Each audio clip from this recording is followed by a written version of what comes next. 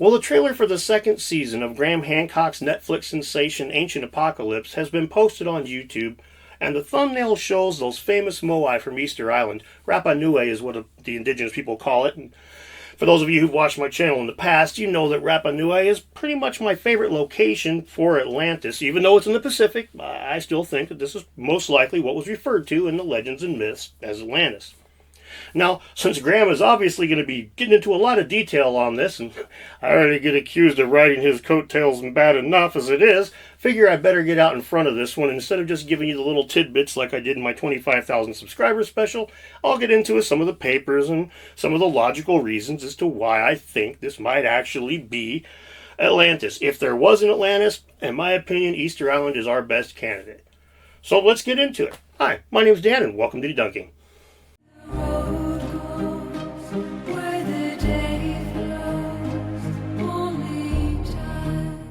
Now, since every time I mention Atlantis, I get the same response from a handful of people, and for some reason this argument tends to land well in some other people's brains, I figure I better address it now because it's not much of an argument. Alright, the idea that Plato just wrote about Atlantis purely as an allegory and there was nothing to see here, it's just to make a socio-political point, is kind of superficial.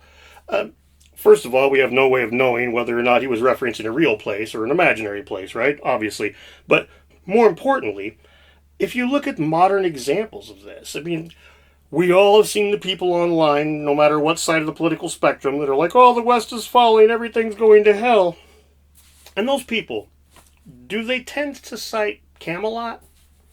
Or do they cite the Roman Empire as their example? When they make their allegory, when they draw their metaphor, they go to a real place, because otherwise their argument has no teeth. If they're arguing about what happens on Mickey Mouse or on Harry Potter, nobody really is going to take that seriously. So in my opinion, the idea that Plato used a place that was considered fictitious by his audience to make his allegory, to make his point, is kind of silly, is kind of a smooth-brained take. Okay, having addressed that, let's move forward and talk about the real meat of this video. So let's talk about Easter Island, or Rapa Nui, or Te Pito o Te Huana. I'm sure I pronounced that really right, but that last thing, that means the navel of the world. And that's one of the names for the island, and that's freaking weird. Not that the Polynesians had a navel of the world. That's not so weird. What's weird is where they put it. That's like the furthest flung corner of the Polynesian Empire, right? Then that is not normal for a world navel. Normally, these centers are centers of culture. They put it in the oracle at Delhi, or in Jerusalem, or in Cusco, or in temples in India. These weren't in far-flung regions. These weren't like hard-to-reach places. These were places that everybody could get to. It's the navel. It's the center of the world, man. It shouldn't be that inaccessible. But for whatever reason, in this situation, the navel of the world is as far away as you could possibly get from the rest of the culture, the rest of that culture. And that's pretty weird to begin with. The Polynesians sure picked a weird freaking place to put their navel of the world. And that's kind of the myth about the peopling of Easter Island. The King Hoto Matua, I'm sure I pronounced his name right too, he was said to have had a dream where the island he was living on was going to sink, so he sent 7 people out to find another place to live. They found Easter Island, left 1 dude there, 6 came back, said, hey, let's go, King. And Hoto Matua and his old entourage went and settled Easter Island, and they lived happily ever after until the slavers showed up, and it's like 1700s. My point here is, there was 2 expeditions to the island in more modern times, in the peopling of it in the Polynesian era, and this is actually kind of backed up by the scientific evidence, which we'll discuss in a minute. But first I want to really get into just what I think about what Easter Island Atlantis consisted of. What am I looking at here? Just a bunch of freaking Polynesians riding around in boats? No. I believe the area of Southeast Asia and Oceania once housed a culture that was considered advanced by their contemporaries.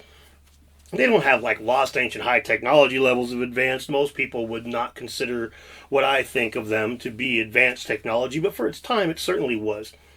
Advanced seamanship in the regards they were navigating properly. They were using the stars. They were using the sun. They were navigating. They weren't just being like, oh, we'll hope we float the right direction here. They were using ropes and knots and teamwork to engage in actual seamanship. They were able to keep a far-flung group of islands that weren't so far-flung, but they were able to keep these islands that couldn't necessarily see each other connected as part of one culture by means of this ability to sail. I believe that when the climate began to change, these different islands experienced vastly different problems. Some of them would be basically cut off from all resources. Some of them would just be swallowed by the sea. Some of them would be relatively unscrewed with, right? I mean, they'd still, things wouldn't be perfect, but they would still have, if the schools of fish still passed by and they still had the same shores to harvest, they're probably okay. So as long as things didn't change too much in some places, and those places would probably be trying to reestablish a degree of contact with others around them. Once that would be the first thing they would do once they established a degree of survivability. So I believe that these guys were basically trying hard to hold this together after the climate change. And the place was a whole lot different before that. When I was on the Limitless podcast with Matt Beall down in Florida, which was awesome, by the way, links in the description, you should totally check it out. He brought up something that was really interesting about the region. So as I look at South America and look at Easter Island on this map, when you look at Easter Island out here in the middle of nowhere, what appears to be, if the sea level was a little bit lower, you could imagine that all of these little islands out here would have been above water. We know the sea level was 400 feet lower at the last ice age, right? Yeah. So you see basically what looks like it could be a land bridge going all the way from South America to Easter Island. Interesting. And I just found this on Google Earth just randomly. Holy crap, yeah, that's interesting. It's crazy. Even if it wouldn't be a land bridge, that would be a whole lot easier to traverse if there was a chain of islands. Exactly. Yeah, way easier. Yeah, easy to navigate for sure. But it looks like it's been elevated to the point where travel would be very easy from South America. And then as you look and you go all the way over to Easter Island, you can see that continues directly to the west, and it connects with what would have been. Ultimately, you're going to Fiji, you're going to Australia, you're going to Asia. I mean, it could have all very well have been. It looks like connected at some point in time. Either easily navigable or straight up above water. Yeah. So as their society began to collapse and eventually shattered, those islands that were in a position to try to reestablish contact with their neighbors inadvertently started these myths of the seven sages and the wise men like Quetzalcoatl who show up to teach civilization to people who had been knocked back in time a bit. And now this group of people, these seafarers, these seven sages, you could even find their fingerprints in the Hotomatua story I told you a minute ago with the seven explorers finding the island. These guys brought with them astronomy and the idea of a world naval, and their superior astronomy would allow their culture to supplant the places that they showed up. And this is something that we have historical precedent for. I'll put a link in the description to a thumbnail with whichever side I'm framed better here. We'll put a thumbnail, and there's a video on archaeoastronomy where I do go into a good degree of detail on how one culture will just kind of kowtow to another when they show up with considerably better ways to touch the gods. Now, the world naval thing, though, is really what's impressive here, again, because we're talking about Rapa Nui, right? We're Easter Island. So let's go back to that world naval for a minute. Now, if Easter Island was the center of the world to this culture, or the last remaining piece of a landmass that once housed the center of the world, it stands to reason that any survivors of that culture would have that place high on their list of areas to look for. I mean, it's the capital of their community, right? So it makes sense that the Hotomatua story incorporates a flood threatening their island. I believe that's basically them taking like one big event and boiling it down into a small story. Island gets flooded, we look for the old capital. And now we can't say that for certain, but what we can say for certain is when they got to Easter Island, when they got to Rapa Nui, they really, it's a hard place to reach to begin with. It's not a good place to go to eke out a living.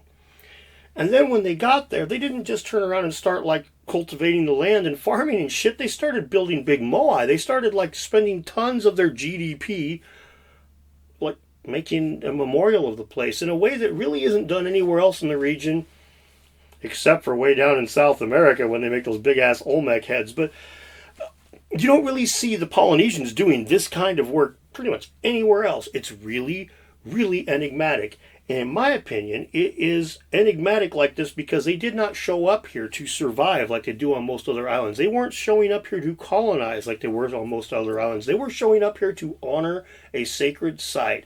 So they show up there and just pour their labor into it. Once they find the place, they don't give a fuck how far it is away, and they don't give a fuck what it takes to do when they get there. They pour labor into this place like nothing else we see in the region because they believed they were at the seat of an old empire. Now, as many are already yelling at me through the screen, Dan, you have no evidence for what you're saying, and on a scientific level, no, I don't. I'm talking about, like, I believe in the myth of Atlantis probably has a grain of truth to it. So just like a guy looking to see peoples, I'm looking for things that will fit, and this seems to fit pretty well, actually. And there's some things about Easter Island that science is coming in and weighing in on, is overturning dogma that would stop the ideas that I'm talking about here. For example, a guy named Thor Heyerdahl back in the 1950s posited that the stonework in Peru and the stonework on Easter Island, something influenced each other. They were connected somehow. He wasn't sure how, but they were connected. Now, this was mocked heavily, laughed at, ha ha ha, lol, silly, silly, rocks look like rocks, but in more recent years, science has been, well, this year, science has basically borne it out and said, yeah, that's a really, really, really good possibility that's accurate. But guys like Thor faced a lot of backlash because there's certain fields of science where there's a little bit of extra room for interpretation, like archaeology or anthropology, that tend to draw out the ego in people when you challenge them. And, well, we see that at Easter Island because of its, well, here we are with my connection to Atlantis. Blame it on me, I guess. But that's a side point. The science actually shows a few things, and one of them is the dating of Easter Island, the peopling of Easter Island, may be way off. One of the things that they use to date the peopling of a region in the Polynesian area is ants. And now, just imagine being an archaeologist and you're out there sifting a screen for fucking ant parts from 1,000 years ago. Whoo, what a great job that would be. But at any rate, they sift these little things out and they test them and they identify the species and they test the carbon and they use these as a means to date the region. Some of these species of ants were said to have come over on boats. So I guess, I don't know, they had a pet queen or the queen would hide on the boat or something, whatever. The idea is that some of these species of ants did not come here without humans helping them. And that's one way that they date numerous things in the area of Polynesia. And that's a big, big deal because the dating on these ants is so far back. It's like 2,000 years older than it should be. So either the peopling of Easter Island is wrong, or fundamentally one of the main things that's used to date the whole Oceania region in ancient times, the peopling of different areas, is flawed. There's basically 3 different hypotheses total as to what could be the thing. I'll read it from the paper. We consider possible explanations for the older than expected Rapa Nui ant dates. 1. People visited Rapa Nui and therefore presumably other, less remote islands in eastern Polynesia millennia before the currently accepted time of settlement, inadvertently introducing ants. However, to our knowledge, none of these numerous archaeological excavations and other examinations encompassing virtually all eastern Polynesian islands, including Rapa Nui, show evidence to support this. Also, plant microfossil, mostly pollen, sediment cores from elsewhere in eastern Polynesia, including other Rapa Nui wetlands, show no convincing proxy evidence supporting this. 2. The ants are indigenous to Rapa Nui. Based on more thorough surveys, Morrison found that remote Polynesian islands generally were not as disparate in terms of ant species as previously thought. Late Quaternary fossil arthropods in remote Oceania are under-researched, to our knowledge limited to only one previously published study, also from Rapa Nui, and this does not report ants. Fisher discussed oceanic ant dispersal, noting floating vegetation as a mechanism, and also that newly inseminated queens take wings to establish new colonies, and they can be blown across the open ocean. Foracy is a dispersal mechanism also worth considering, especially given that the prehistoric seabird fauna of Rapa Nui probably exceeded 30 species, more than are known from any other single Polynesian island. In addition, passive internal dispersal of insects, dead or alive, via animals, especially birds in our case, cannot be ruled out. 3. The ants had been ingesting old carbon within food webs in the catchment. This is suggested by their apparent ages older than those of the plant macrofossils from around the same depths. Bevy and Athfield et al. Dated modern rats from New Zealand up to 2,000 years old. That case involved the transfer of 14C depleted carbon to lake waters by geothermal venting, which aquatic plants fix into the food chain. And the paper ends with the following statement. If Rapa Nui ants are indigenous, this has implications for ant introduction versus indigenousness elsewhere in Polynesia, and therefore for using fossil ants as an indicator of human presence. In other words, the anomalous nature of the carbon that they're finding in these ants and the ants themselves are basically forcing them to either say Rapa Nui needs to have its peopling reevaluated, or the entire region may need to have its peopling reevaluated. Anywhere where ants were a linchpin freaking thing for them to decide what it was, they might need to revisit that. But there's other stuff that's going on there too as far as the dating goes. There's actually reason to believe there might have been two separate peoplings of that area. We find this through charcoal and pollen deposits in that same study. I'll read from it. Also in this sample, charcoal first appears in a very high concentration.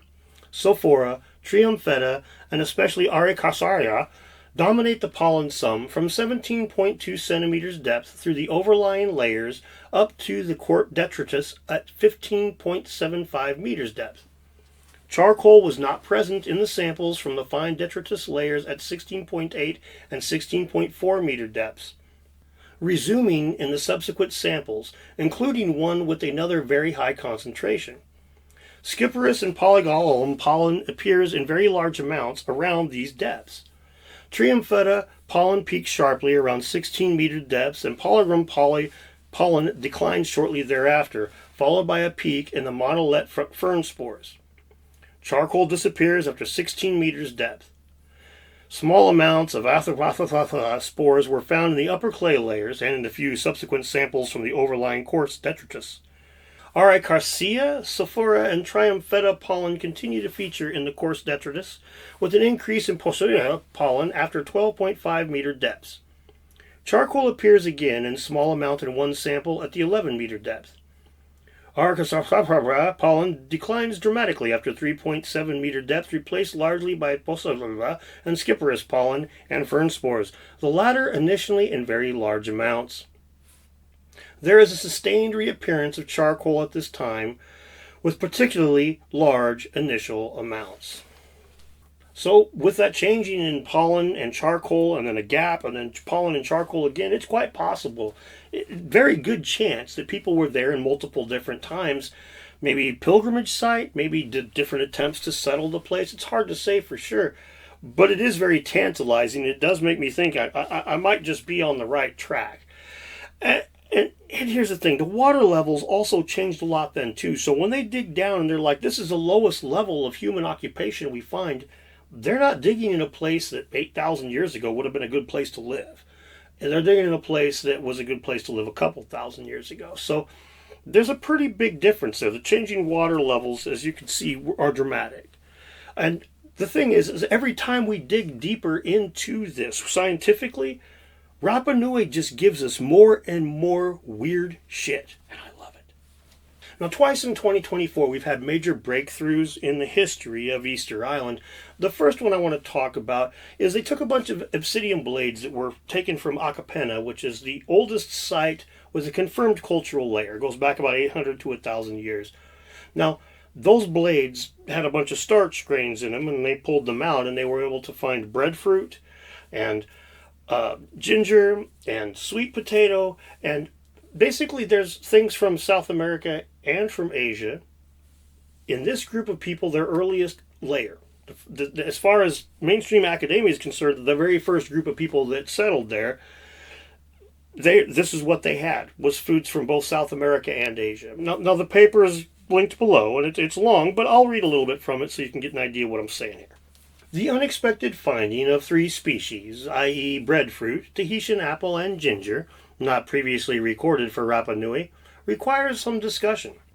Breadfruit is thought to have been domesticated somewhere in island Southeast Asia and Western Melanesia, including New Guinea, and was dispersed by humans since at least early Lapita times, is one of the most important food plants of the Pacific. According to the literature, breadfruit is not considered part of the suite of plants that reached Rapa Nui. Some authors have discussed that, if ever present, it did not survive because of the subtropical climate conditions of the island. There are only 2 previous archaeological records for the presence of breadfruit in the wider region of East Polynesia. The first corresponds to starch grains attached to shell artifacts dated to 1400 to 1600 AD in the Marquesas, and the second corresponds to the charred exocarp remains of the late context of the Society Islands. Our findings therefore represent the third and earliest record of the species in the archaeological context of East Polynesia. And these groundbreaking histories of the foodstuffs also extends to Asia. In this case, we'll talk about ginger. The finding of 4 archaeological starch grains identified with high probability, 90% or so, as ginger on 3 obsidian tools is, to our knowledge, the first evidence that this species was introduced to Easter Island during early settlement. As stated above, this result was unexpected, particularly as this species is not mentioned in legends, nor was it described by any of the early European explorers or visitors to Rapa Nui.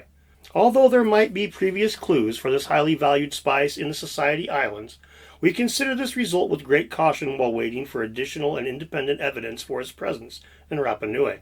Now, these all show up at the earliest human signs of habitation, like I said, which says that the people that showed up there brought foodstuffs from both Asia and South America with them, which flies in the face of what the criticisms to guys like Thor Heyerdahl. Remember I mentioned him earlier and how he said that Rapa Nui and Peru had similar architecture and therefore one influenced the other, and that was just mocked because there's no way there was contact between the two. Well, now we have some solid evidence that there was contact between the two. Now, obviously, genetic evidence of humans would be ideal, but we don't have that, do we? Or do we? In July of this year, a paper was published that shows evidence for South American genetic influence in the Rapa Nuian people. About 10% of their DNA, about 10% of their admixture comes from South America, specifically from the Andes region. And not only that, but they can trace a genetic drift. They can trace it actually going and traveling further west from there through the islands and stuff into different Polynesian populations. It's all really interesting stuff. I'll go ahead and read a little bit from the paper. To reconcile these results with the previous study in which no evidence of Native American ancestry was found in ancient Rapa Nui individuals, we reanalyzed the publicly available data from Reference 6. In agreement with Reference 6, we did not obtain statistically significant D-statistics suggesting that Native American admixture. However, through a downsampling experiment, we show that low depth can explain the absence of statistically significant D-statistics. Furthermore, using our admixture approach, we detected a Native American-like component in 3 out of 5 previously published ancient Rapa Nui represented by low-depth sequencing data. Of course, modern genetic science is better than it was even just a few years ago, so it stands to reason that they're going to come in and kind of overturn previous findings to a degree. But what's interesting is how they went about it to different angles. They don't find what they want the first time they look, but they're pretty sure that there's something going on, so they keep looking at it from different angles until they find something that makes sense or until they've exhausted all avenues of research. And this, my friends, is the kind of scientific inquiry I love and respect. They don't go in there and they say, well, nope, can't be. Look at that. We hit the fucking brick wall and there just can't be. Like they say to Thor Heyerdahl, no, sir. In this situation, they look at it and look at it and look at it. They believe something. They think they can run with it. And they don't fake data. They don't lie about it. But if they find what they're looking for, they're going to find it if it's there. So I love and respect that type of research so much. And what has that gotten us? Now, we don't know when it was populated at first, but we do know that using ants for carbon dating or for just using the species to identify the timeline might be a little off. We know that the people that settled Rapa Nui about 1,000 years ago brought food from South America and from Asia. We know that they interbred with people from South America. We know that admixture flowed west. And I believe that as we do more research and we get better science and we start to accept better frameworks, different frameworks, and as these kinds of walls get beaten down, the Thor Heyerdahl wall of these two places cannot be connected, now that's gone. I think that we're going to start to find more and more and more about Easter Island that is just really enigmatic. I mean, look, a lot of the hypotheses that they're using here, they're based on a lot of suppositions. I mean, the genetic stuff use Bayesian models, which Bayesian models are fine, don't get me wrong. I'm not bashing the things. But there's a lot of room for inference there. Part of the purpose of these is to be able to, like, infer data that you really don't know fuck all about. And so if your inference is thousands of years off, then you're going to end up with thousands of years off in your whole model and stuff. So I'm not saying that these guys are wrong on everything. My point is that there is a lot of room for error here, and that they haven't been accepting up until this year the idea of South America and Easter Island directly. It was something that was combated on a mainstream level. I do think that the more that we look, the more that we put effort into it, the more that we spend time, that we're going to find that, yeah, you had to go beyond the Pillars of Hercules to get to Atlantis from Greece. But you had to go a whole lot further than that. You had to go all the way out into the Pacific. And there you would find the people whose technology, knowledge, and abilities outstripped everybody else on the planet. I want to thank you very much for taking the time to watch this far. I hope you enjoyed the video. I really want to spend a second here to thank two different people here, Doug and Tim. Both of you know exactly who the fuck I'm talking to. I want to thank both of you guys very, very, very much without going into too insane amounts of details. But thank you both very much. And I just want to thank everyone else for watching this far. I do have Patreon and Ko-Fi links down there if you would like to support the channel, you like content like this or some of the other stuff that I made. Click the buttons down below. Thank you guys very much. I mean, we'll see you next time.